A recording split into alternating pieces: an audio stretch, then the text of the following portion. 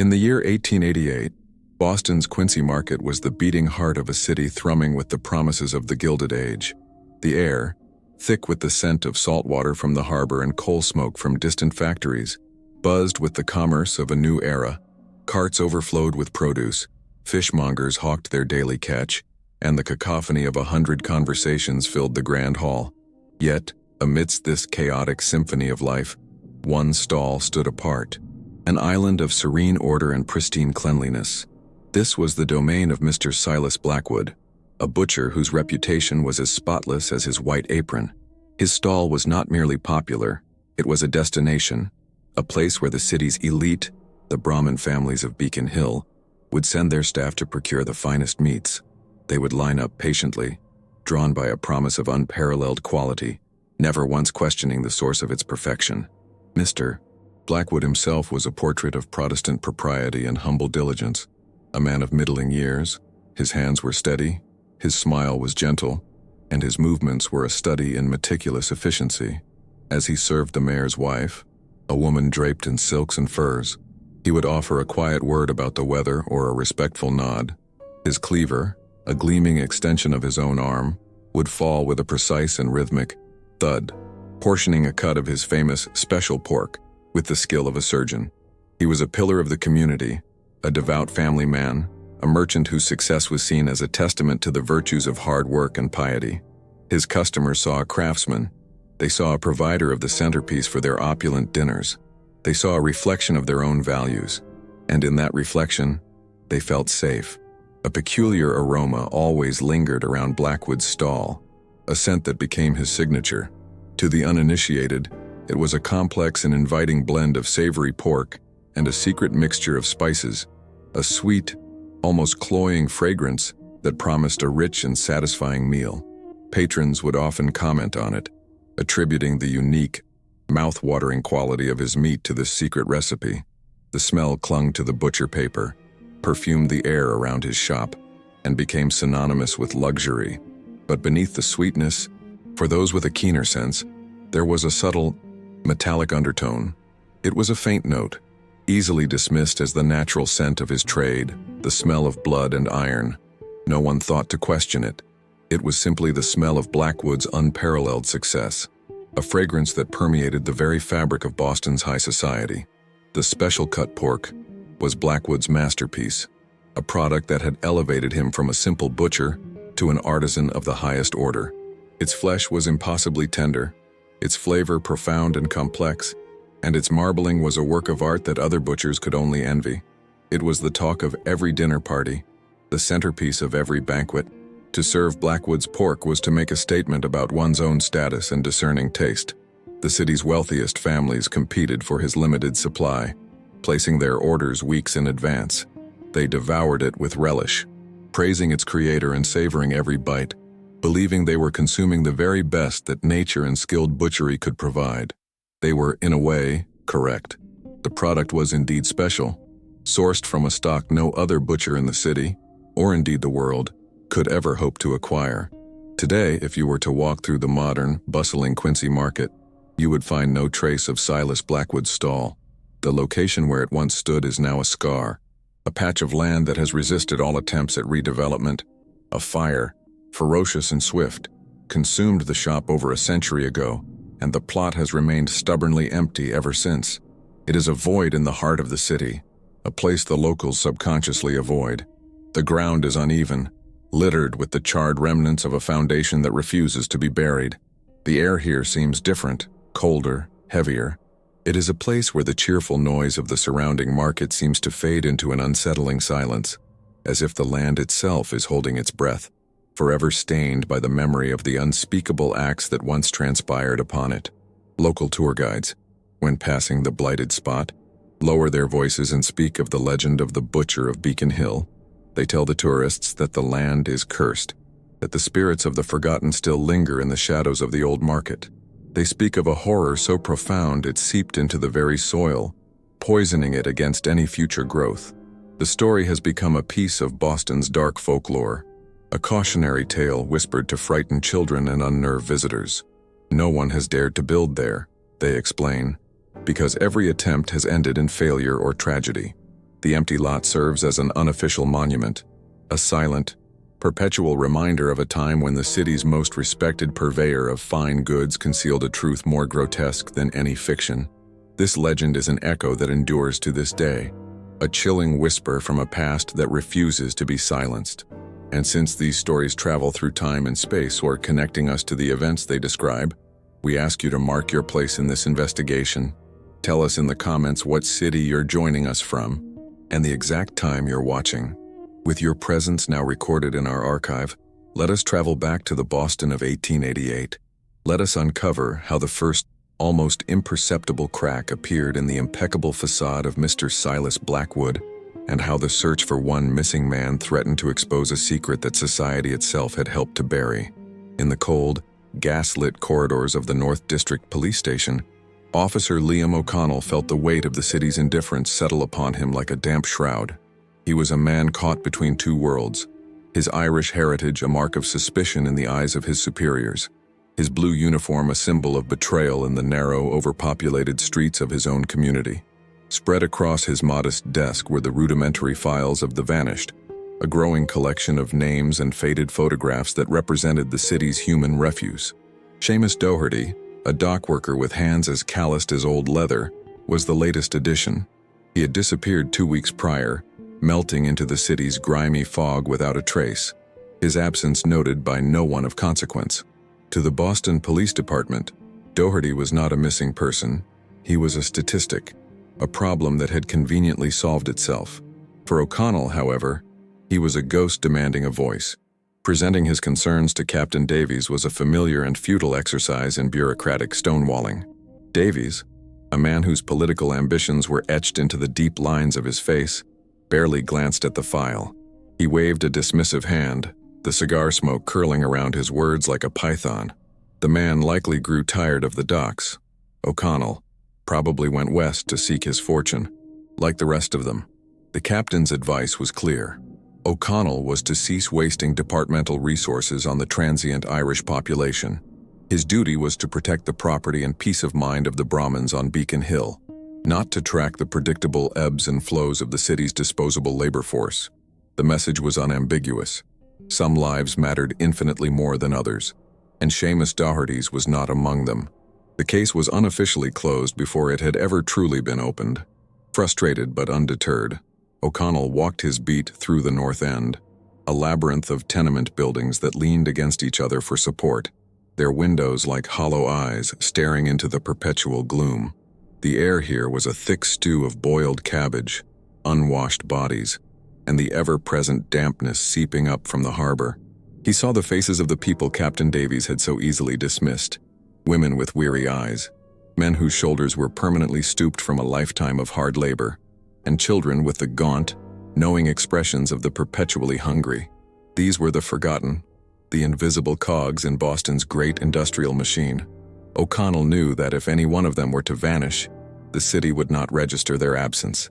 It would simply continue its relentless, grinding march forward, leaving only an empty space where a life used to be.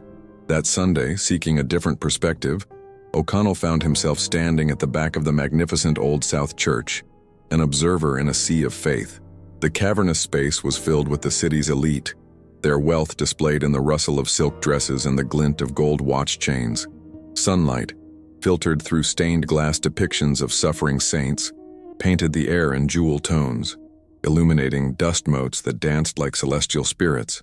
The powerful, resonant chords of the organ filled the sanctuary, and a choir of angelic voices sang hymns of redemption and grace. It was a world of profound order, piety, and absolute certainty, a universe away from the chaotic desperation of the North End. Here, sin was a theoretical concept to be absolved through prayer, not a daily struggle for survival written on the faces of the damned. From his vantage point, O'Connell's gaze fell upon a familiar figure seated in one of the front pews, Mr. Silas Blackwood. The butcher was a portrait of devout humility, his head bowed, his hands clasped in earnest prayer. He was accompanied by his wife and 2 children, a perfect tableau of Protestant respectability. O'Connell watched him take communion, his expression one of serene reverence as he accepted the wafer and wine, the symbolic body and blood of Christ. There was nothing in the man's demeanor to suggest anything other than genuine piety. Yet, O'Connell felt a strange, indefinable disquiet. It was the dissonance of seeing this pillar of the community, a man who profited from the city's daily bread, praying with such fervor in a world that allowed men like Seamus Doherty to simply cease to exist. After the service concluded, Blackwood seamlessly transitioned from pious parishioner to respected community leader. He engaged the pastor in a quiet, serious conversation, his expression one of thoughtful concern. He placed a gentle hand on the shoulder of an elderly parishioner, offering a warm, reassuring smile. His movements were deliberate and graceful, his public persona as meticulously crafted and impeccably clean as the front of his renowned butcher shop. To everyone who saw him, Silas Blackwood was the embodiment of the Gilded Age ideal, a self-made man whose success was a direct result of his unwavering moral character and tireless work ethic. He was a fixed point in the social firmament, a testament to the rewards of a righteous life. O'Connell watched this performance, this effortless display of virtue, and the unsettling feeling in his gut intensified. Several nights later, O'Connell was patrolling the waterfront, the mist from the harbor clinging to his uniform and chilling him to the bone. The district was a place of shadows and secrets, where illicit transactions occurred in darkened alleyways, and the desperate sought solace in the bottom of a bottle. From one of these alleys, a figure stumbled into the dim gaslight, a man O'Connell recognized as Finn, a local drunkard whose mind had long been pickled in cheap whiskey. Finn was a ghost of a man, with wild, haunted eyes and clothes that were little more than rags. He was one of the city's many broken pieces, a human being who had been so thoroughly discarded by society that he had become part of the background, as unremarkable as the cobblestones underfoot. Finn lurched toward the officer, his breath a foul wave of alcohol and decay. He grabbed O'Connell's sleeve with a surprisingly strong grip, his knuckles white. "You look for the lost ones," he rasped, his voice a dry, cracking whisper. "You look for them in the wrong places. The river don't take them all." O'Connell tried to pull away, his training and his senses telling him this was just another incoherent rant from a man drowning in his own misery. But there was a clarity in Finn's terrified eyes, a spark of desperate sanity that held the officer in place. This was not the usual rambling about imagined demons or conspiracies. This was something more tangible, more terrifying. Leaning in so close that O'Connell could feel the man's trembling, Finn delivered his cryptic warning. "The butcher," he whispered, the words barely audible above the lonely sound of a distant foghorn. "He feeds on the forgotten." His eyes, wide and unblinking, stared past O'Connell, as if seeing a horrific vision playing out in the foggy air. He pointed a trembling, grimy finger in the general direction of Quincy Market before his brief moment of lucidity dissolved, and he collapsed into a fit of coughing. O'Connell, conditioned to the madness of the docks, instinctively dismissed the words. He helped the man to his feet and sternly told him to find a place to sleep it off, his duty compelling him to maintain order. As O'Connell continued his patrol, the vagrant's words burrowed into his mind like a parasite. "He feeds on the forgotten." It was the kind of poetic mad statement one expected from a man like Finn, a dramatic turn of phrase born from an alcohol-addled imagination. It meant nothing, and yet it refused to be dismissed. O'Connell found himself looking towards the distant, sleeping form of Quincy Market, the image of Silas Blackwood's pious face at the Sunday service flashing in his memory.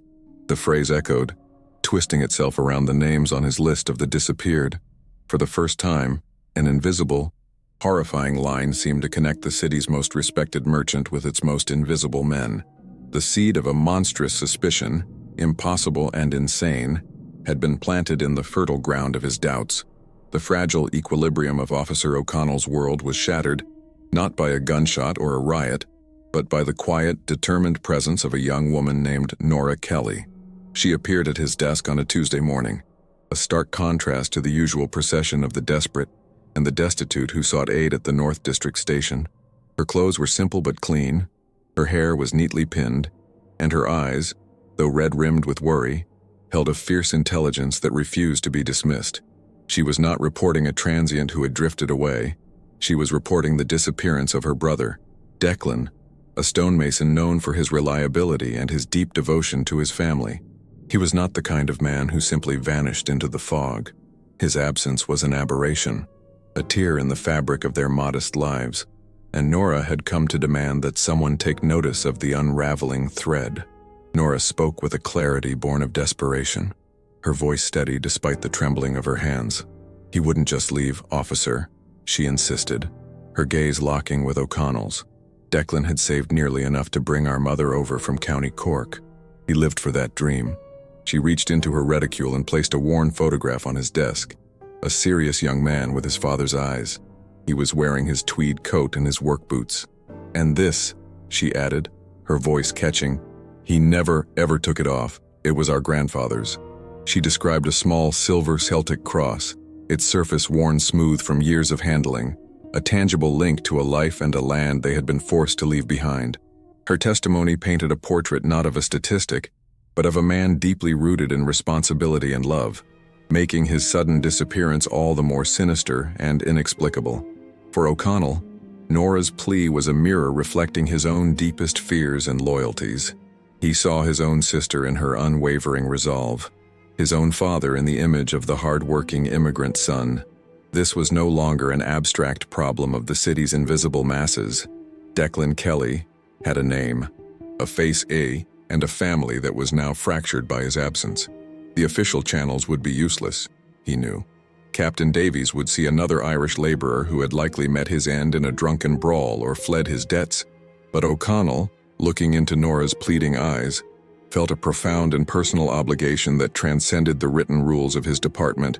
He gave her his word he would make inquiries, a promise that felt less like a procedural assurance and more like a solemn vow made to his own kin. That evening, a cold, biting wind swept through the deserted aisles of Quincy Market, rattling the canvas covers of the empty stalls. O'Connell's patrol route took him past the familiar landmarks, now transformed by the encroaching darkness into a landscape of unsettling shapes and deep shadows. He found himself inexplicably drawn towards one particular location, the silent and shuttered stall of Mr. Silas Blackwood. The butcher's shop, so pristine and orderly during the day, now seemed to possess a different character at night. It stood as a dark, monolithic void amidst the surrounding structures, its large front window reflecting the flickering gaslights like a single unblinking eye. An unnatural stillness hung over the place, a silence that felt heavier and more profound than the mere absence of the day's commerce. As he drew closer, O'Connell became aware of the scent. It was the same unique aroma that defined Blackwood's stall during business hours, but without the competing smells of fresh bread, briny fish, and sawdust. It was stronger, purer, and deeply disturbing. The sweet, cloying fragrance, and with its subtle metallic undertone, seemed to bleed from the very mortar of the building, a persistent miasma that clung to the damp night air. It was no longer the inviting smell of spiced meats. It was the sickly perfume of a well-kept tomb, an olfactory signature of something deeply and fundamentally wrong. He followed the scent as it grew more concentrated, leading him away from the main thoroughfare and into the narrow, refuse-strewn alley that ran alongside the shop's foundation. The source of the smell was a large, iron sewer grate set into the cobblestones at the rear of the alley.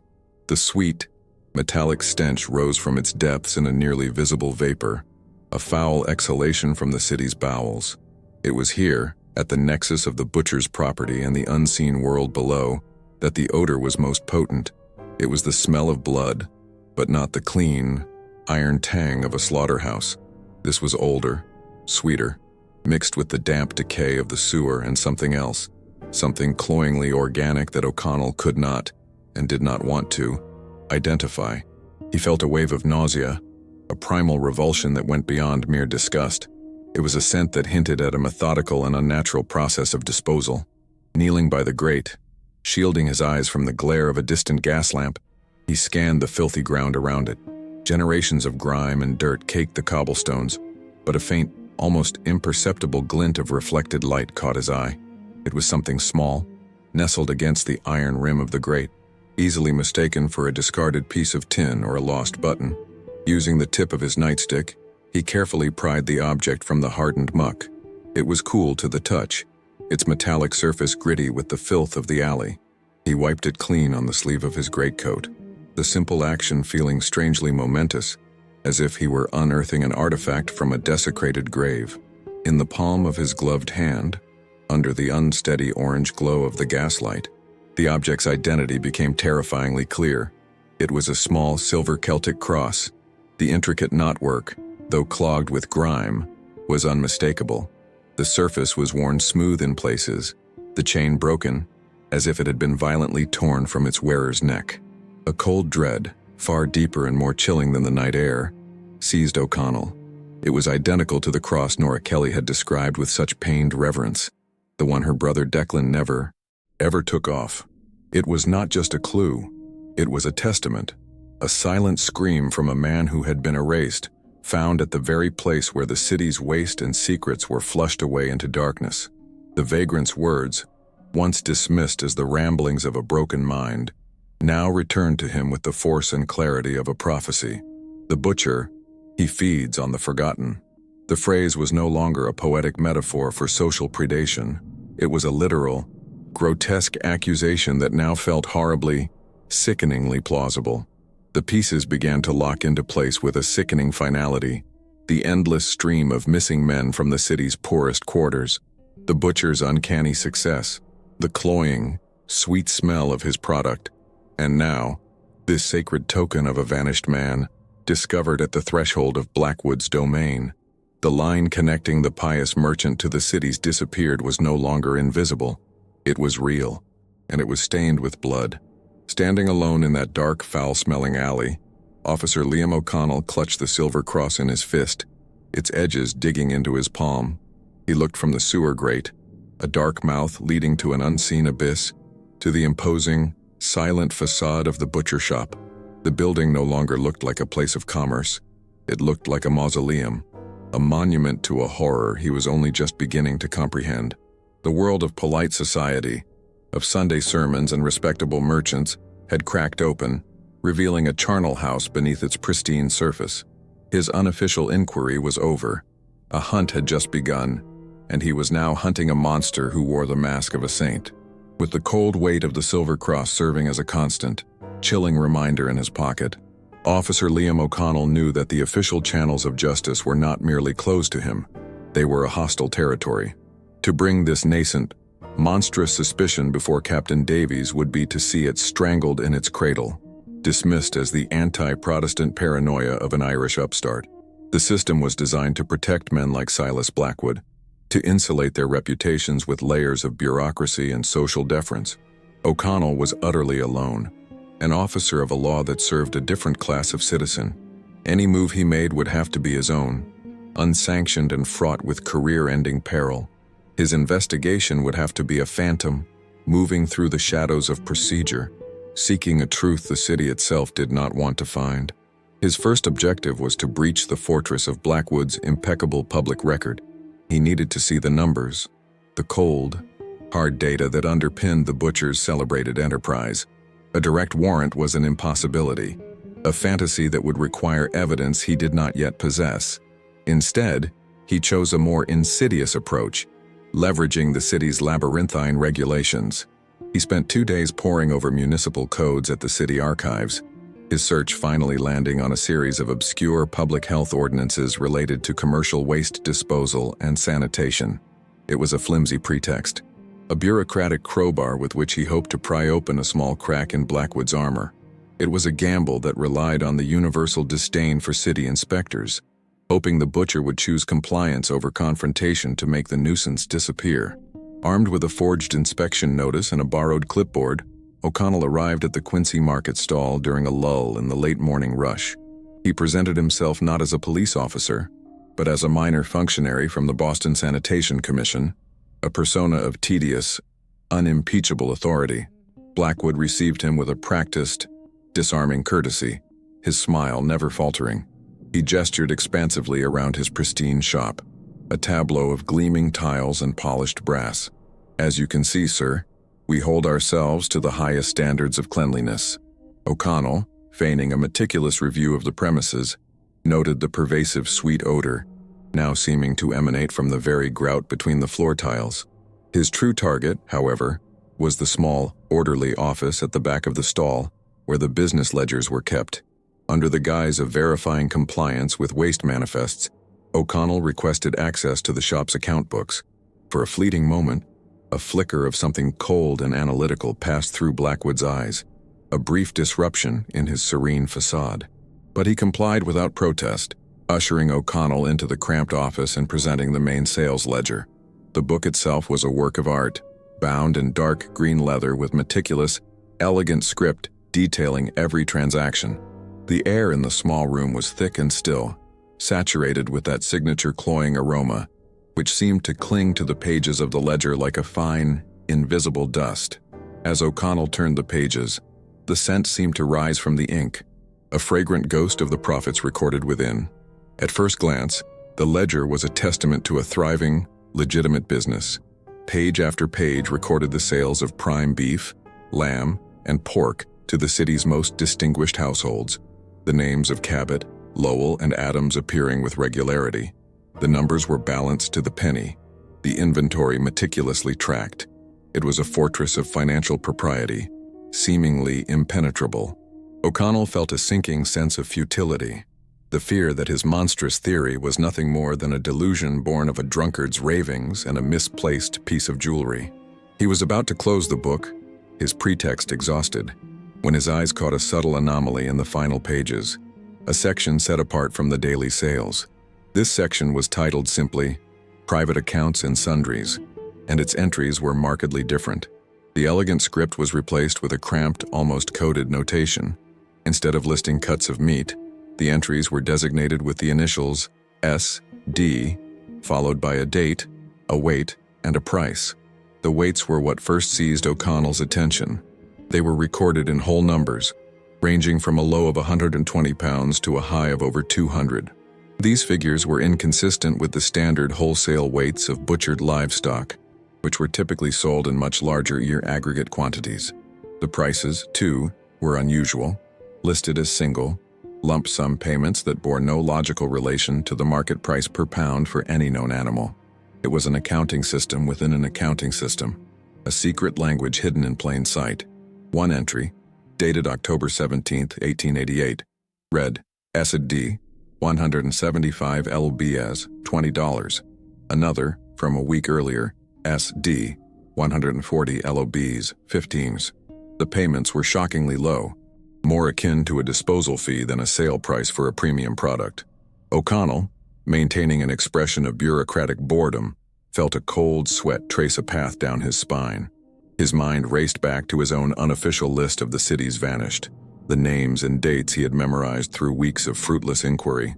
He began to see a horrifying pattern taking shape, a ghostly overlay of his list of the missing onto Blackwood's cryptic financial records. He knew he had to get this information out of the office, to compare it in the safety of his own lonely apartment. Feigning the need to cross-reference the entries with sanitation dockets back at his office, O'Connell made a bold request to borrow the ledger for the afternoon. Blackwood's smile tightened almost imperceptibly at the corners of his mouth. That is a highly irregular request, my friend. This book contains the lifeblood of my business. For a tense moment, O'Connell was certain his ruse had failed. But then, with a magnanimous sigh, the butcher relented. Very well, for the sake of civic duty, but I will expect its prompt return by day's end.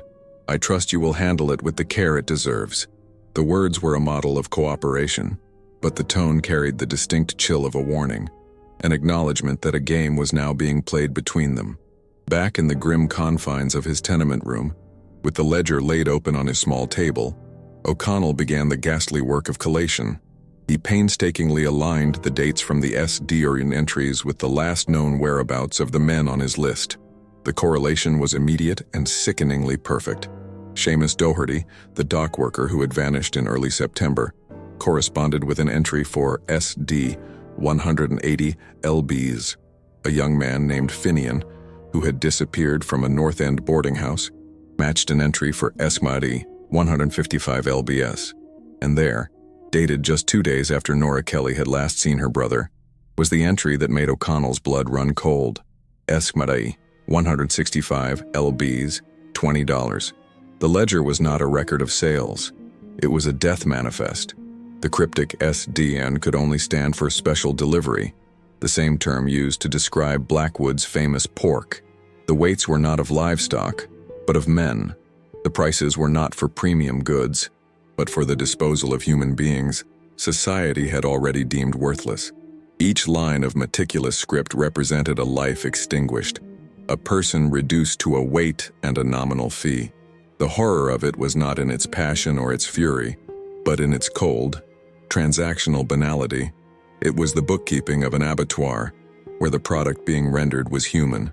O'Connell stared at the names and numbers until they blurred, the full, unthinkable scope of the depravity settling upon him like a physical weight. The realization that he was being watched came to Blackwood not as a sudden shock, but as a gradual awareness, like a change in atmospheric pressure. He was a creature of routine and observation. His success built upon a meticulous understanding of the patterns of the city and its people. The visit from the sanitation inspector was an anomaly, a stone tossed into the placid, carefully controlled pond of his existence. He had recognized the look in the officer's eyes, a hunger for something more than sanitation records. He had seen the way O'Connell's gaze lingered on the sewer grate in the alley, the way he now seemed to appear at the edge of the market crowds, an observant ghost in a blue uniform. The butcher understood that the comfortable anonymity in which he operated was now threatened.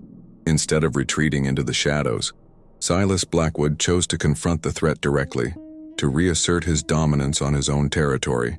A few days after O'Connell's visit, he approached the officer during his patrol through the bustling heart of Quincy Market. The air was filled with the shouts of vendors and the smells of baked bread and fresh produce, a symphony of wholesome, everyday life. Blackwood emerged from this scene of normalcy like an actor taking the stage, his white apron immaculate, a serene smile fixed on his face.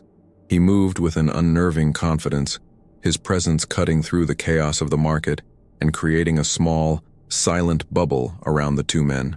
"Officer O'Connell," Blackwood began, his voice a smooth, pleasant baritone that carried no hint of alarm. "I trust your review of my accounts was satisfactory. I hope you found everything to be in perfect order." His eyes, however, told a different story. They were dark and steady, holding O'Connell's gaze with an intensity that was both a challenge and an assessment. It was a silent acknowledgement that the pretense of the sanitation inspection was over. Blackwood knew that O'Connell knew, or at least suspected, and he was not afraid. In fact, he seemed to be enjoying this new, dangerous variable in his carefully structured world. With a theatrical flourish, Blackwood extended a neatly wrapped parcel, the white butcher paper tied with perfect string.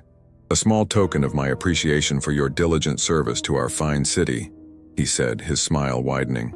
"It is a sample of my special cut, the one the Brahmins on the hill so admire. I thought you might wish to take it home to your family. A man of your standing deserves to enjoy the finer things." The gesture, on its surface, was one of generosity and respect, a pillar of the community rewarding a public servant. But to O'Connell, it was an act of profound and intimate violation, a threat delivered with the chilling politeness of a gentleman. O'Connell took the package, his hand recoiling slightly at its unexpected weight and clammy coolness. The faint, sweet, metallic odor seemed to seep through the paper, a sickening perfume that now smelled only of the grave. He could feel Blackwood's eyes on him, watching for any sign of fear or revulsion. The butcher was testing him, daring him, flaunting his atrocity in the open, confident in the knowledge that O'Connell possessed only a ledger of cryptic numbers and a horrifying, unprovable suspicion. The package in his hands was not a gift. It was a piece of the puzzle, a taunt, and a grotesque sacrament from the butcher's unholy altar. The butcher leaned in closer, his voice dropping to a conspiratorial whisper that was audible only to O'Connell amidst the market's din. "You see, officer, quality is about using the very best ingredients. It is about understanding the true value of things that others are so quick to discard." He placed a hand briefly on O'Connell's shoulder, a gesture of feigned camaraderie that felt as cold as a tombstone. "Enjoy your dinner," he said, before turning and melting back into the crowd, leaving O'Connell standing alone with the horrifying parcel in his hands. The threat was no longer veiled. It was explicit. Blackwood was not just a killer, he was a philosopher of his own depravity, and he had just invited the officer to partake in his communion. Holding the package, O'Connell felt a profound sense of isolation. He was standing in the heart of his city, surrounded by hundreds of people, yet he had never felt more alone. He was the sole guardian of a secret so monstrous it defied belief. A truth that, if spoken aloud, would be treated as the ravings of a madman. The evidence he held was circumstantial, esoteric, a collection of numbers in a book and a piece of meat whose origins he could not prove. He looked down at the butcher paper, stained with a faint pinkish residue, and imagined Declan Kelly, Seamus Doherty, and a dozen other forgotten men, all rendered down and packaged for the tables of the elite. He knew then that procedure and protocol were useless. He could not fight this monster with reports and warrants. To expose Blackwood, he would have to descend into his world, to step past the pristine facade of the shop and into the heart of the darkness he knew lay hidden beneath. The butcher's gift was a final, arrogant challenge, a declaration that he was untouchable. Standing in the fading afternoon light of Quincy Market, Officer Liam O'Connell made a decision. He would return the butcher's visit. He would break into the shop that night and find the proof that would either vindicate his sanity or condemn him to the same forgotten fate as the men he sought to avenge. The dead of night offered no sanctuary, only a different, more profound kind of silence.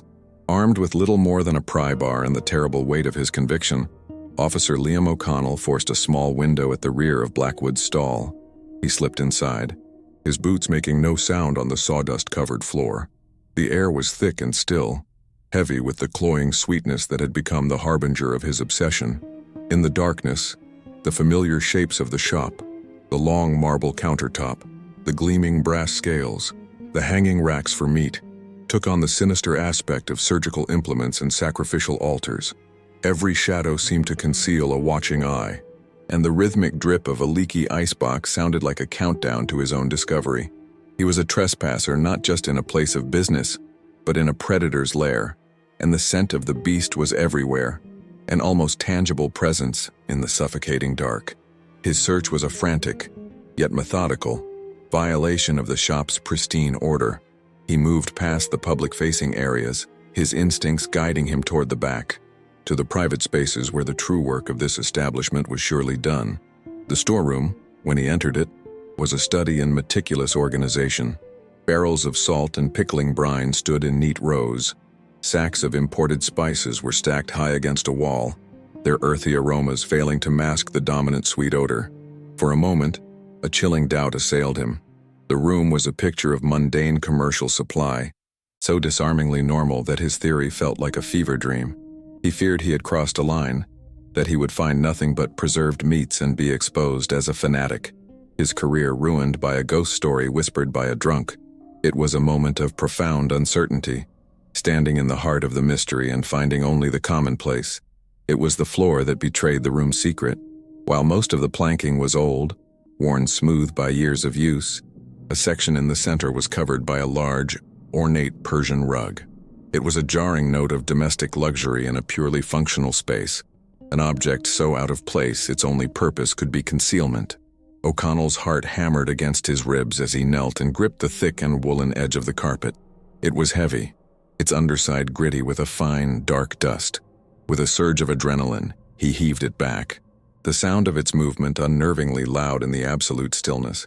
There, revealed in the soft moonlight filtering through a grimy window, was the undeniable, clear outline of a trapdoor, its flush-mounted iron ring, a dark circle against the slightly newer wood.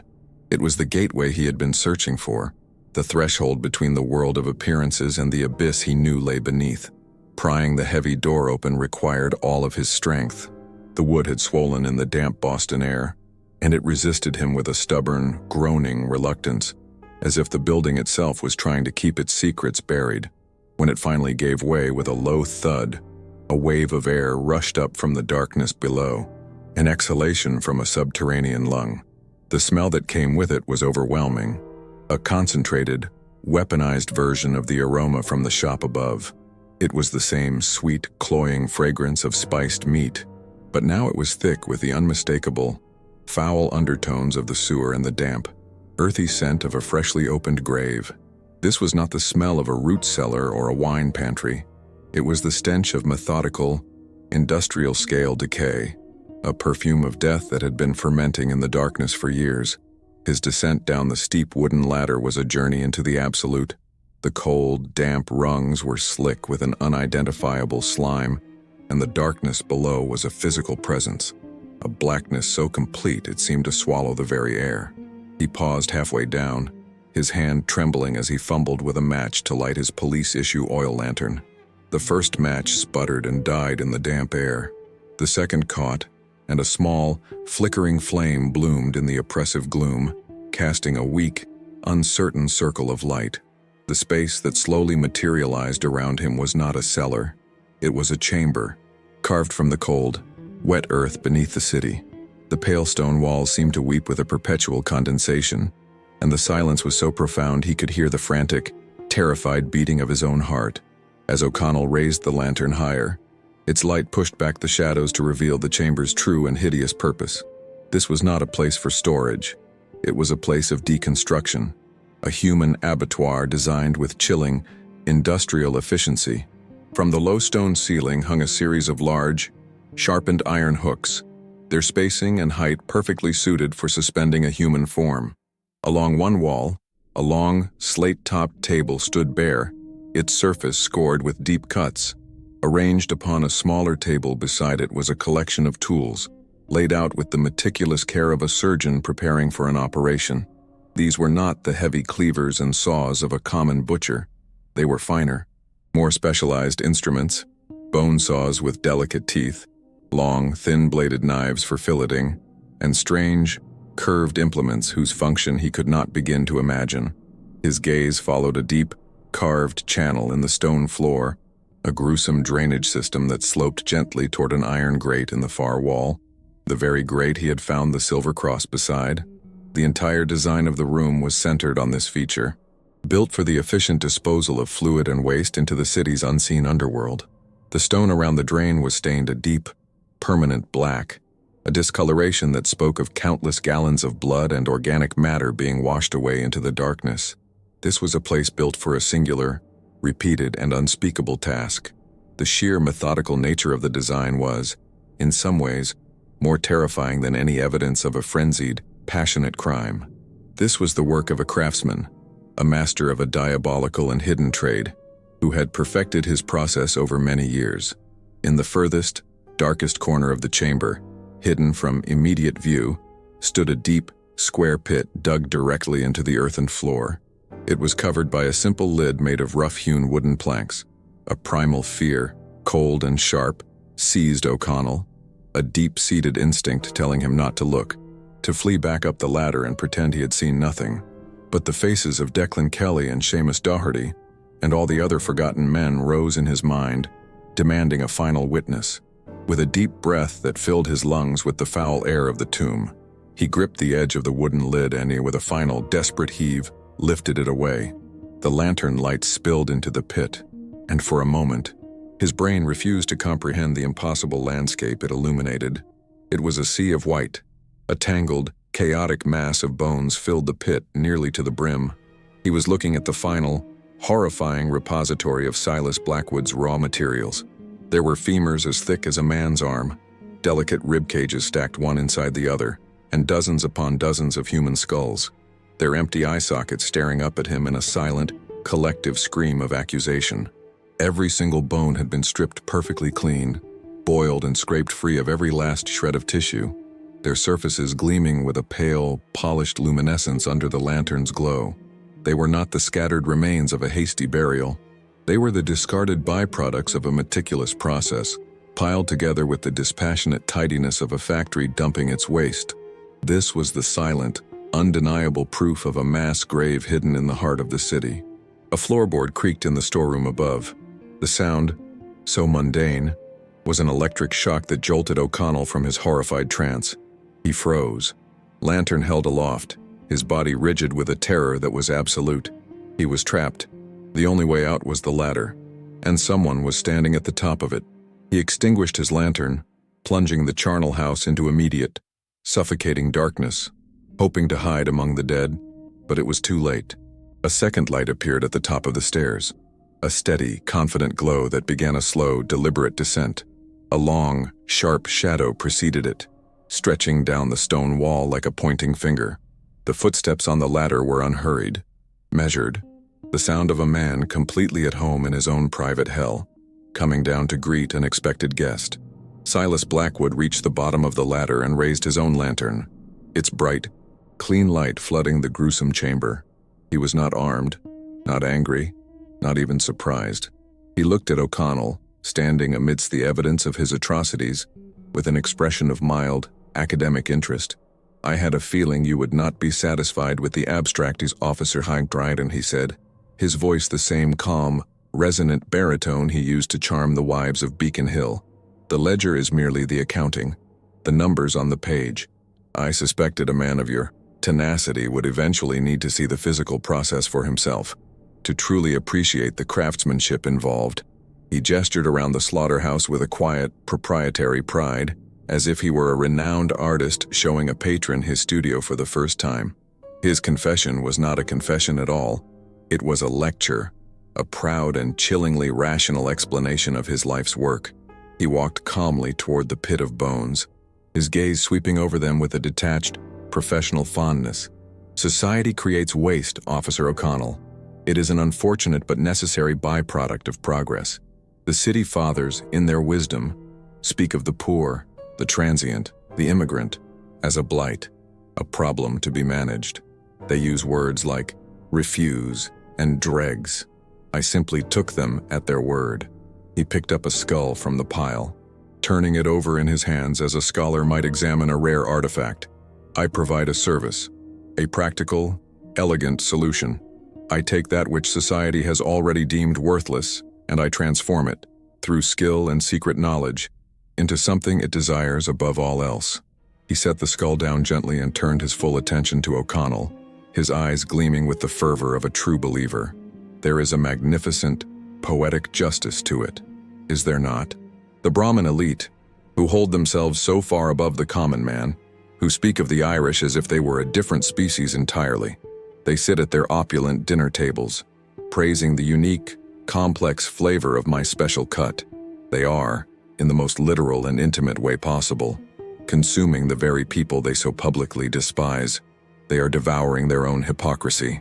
He smiled, a thin, cold expression of ultimate triumph. "I feed them their own sins, Officer, and they pay me handsomely for the privilege. They call me a purveyor of fine goods, a pillar of the community." Blackwood took a step closer, his demeanor shifting from that of a lecturer to that of a proselytizer. There was no fear in him, only the absolute, unshakable conviction of his own righteousness.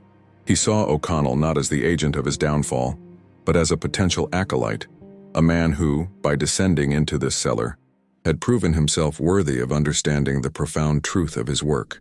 "I am not a murderer, Officer. Murder is a crime of passion, of chaos. This," he said, his arms sweeping to encompass the entire chamber, from the hooks to the bones, "is a work of art. It is a business. It is a form of social alchemy that exposes the city for what it truly is, a cannibal." He paused, his gaze locking with O'Connell's in the flickering lantern light. "I am not the monster here. I am merely the one who is honest about the nature of the meal. The confrontation in that subterranean chamber was not the end of the story. It was merely the end of the silence. The arrest of Silas Blackwood detonated a scandal of such magnitude that it shook the very foundations of Boston society. The news did not spread through official channels at first, but as a virulent plague of whispers, moving from the gaslit corridors of the police station to the hushed drawing rooms of Beacon Hill and the crowded tenements of the North End. The initial disbelief was quickly consumed by a wave of collective, nauseating horror. It was the intimacy of the crime that was so unbearable, the realization that the city's most unspeakable secret had not been lurking in some dark alley, but had been served on fine china, celebrated as a delicacy, and savored at the most respectable dinner tables. The horror was not that a monster existed, but that they had invited him into their homes and praised his handiwork. The trial of Silas Blackwood was the most sensational public spectacle in the city's history. The courtroom was packed daily with a morbidly fascinated public, a grim theater where Boston's deepest hypocrisies were laid bare. When Officer Liam O'Connell took the stand, presenting the cryptic ledger and describing the bone pit beneath the market, a palpable sickness swept through the gallery. The city's most prominent families, men and women who had built their reputations on moral rectitude, were forced to sit and listen as the origins of their favorite meals were detailed in grotesque, forensic clarity.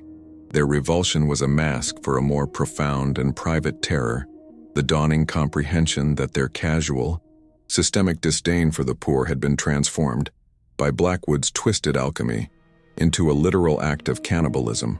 They were not merely witnesses to the crime, they were its final, unwitting accomplices. In the weeks that followed the first revelations, a quiet, creeping madness took hold of Boston's elite. The grand dining rooms fell silent, lavish dinner parties were canceled indefinitely, and a deep suspicion fell over the contents of every plate. The psychological wound was far deeper than mere disgust.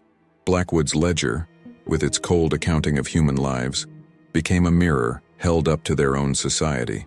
They were forced to confront the fact that they had never truly seen the men and women who worked their docks and built their city as fully human.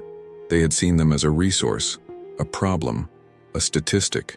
Blackwood had simply taken their worldview to its most logical and monstrous conclusion. The sweet, cloying scent that had once been the aroma of luxury was now a phantom, a scent memory of their own complicity that would haunt them for the rest of their days. Throughout the proceedings, Silas Blackwood remained a figure of unnerving, almost serene composure. He offered no defense, no plea for mercy, no explanation beyond the chillingly rational lecture he had delivered to O'Connell in the cellar. He sat in the defendant's box not as a cowering criminal, but as a philosopher king observing the final, chaotic validation of his thesis. His silence was his ultimate weapon. It created a vacuum that the city rushed to fill with its own fear, guilt, and rage. He did not need to condemn them. His very existence was their condemnation. He was the living embodiment of a truth they could not face, that the foundations of their Gilded Age prosperity were built upon the consumption of the weak, and he had merely done away with the metaphor. On the night the guilty verdict was delivered, a strange and terrible unity fell over Boston. An enormous crowd, a seething mass of humanity drawn from every social stratum, descended upon Quincy Market. They were not led by the Irish seeking vengeance for their lost sons, but by a shared, primal need for purification. The mob moved with the inexorable force of a tide, their torches casting a flickering, hellish light on the familiar stalls. They fell upon Blackwood's shop with a fury that was almost religious in its intensity, tearing it apart board by board before setting it ablaze. The fire that consumed the butcher shop was more than an act of rage. It was a desperate, communal exorcism, an attempt to burn away a stain that had seeped not just into the ground, but into the very soul of the city. The fire burned until morning, leaving behind a smoldering, blackened wound in the heart of the market. But the purification was a failure. The lot where the shop of Silas Blackwood once stood became a place of profound unease, a patch of ground that seemed to actively resist the city's attempts to forget. All efforts to rebuild on the site ended in mysterious failures. Foundations that would not set, tools that would vanish, workers who would quit after experiencing an unshakable sense of being watched. The land itself seemed poisoned, cursed by the memory of the atrocities it had concealed.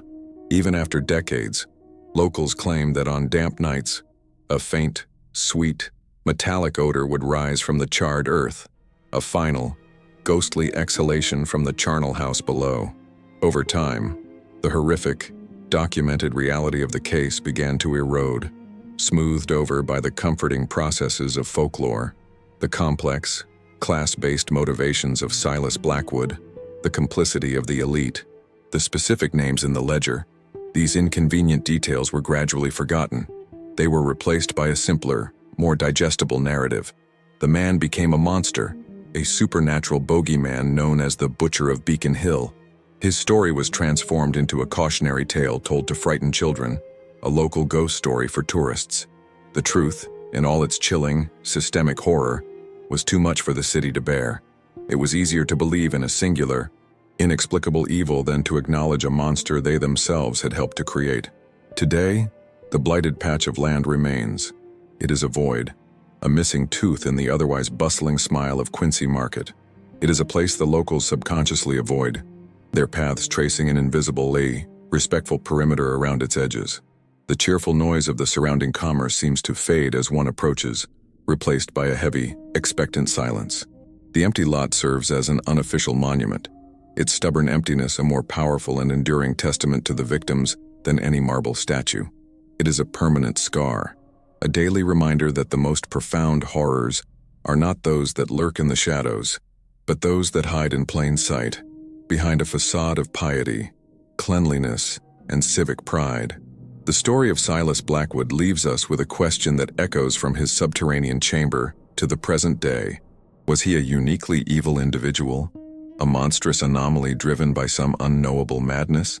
Or was he something far more terrifying, the inevitable product of a society that devalues human life, a man who simply saw the machinery of his world with perfect to horrifying clarity and decided to become its most efficient operator? The ledger, the bones, and the empty plot of land are the evidence, but the final verdict on the nature of his evil is a weight that history leaves for us to carry. It forces us to ask what parts of our own world we choose not to see, and what horrors might be thriving in our own comfortable blindness. The archives of history are filled with figures like Silas Blackwood, whose stories serve as a vital, if terrifying, warning. They remind us that the line between civilization and barbarism is never as clear as we would like to believe. To ensure that these dark chapters are never erased or sanitized into simple folklore, their records must be preserved and their lessons remembered. Subscribe to our channel and join us in the mission to keep the shadows of the past visible, for it is only by confronting the darkest parts of our history that we can ever hope to understand the present.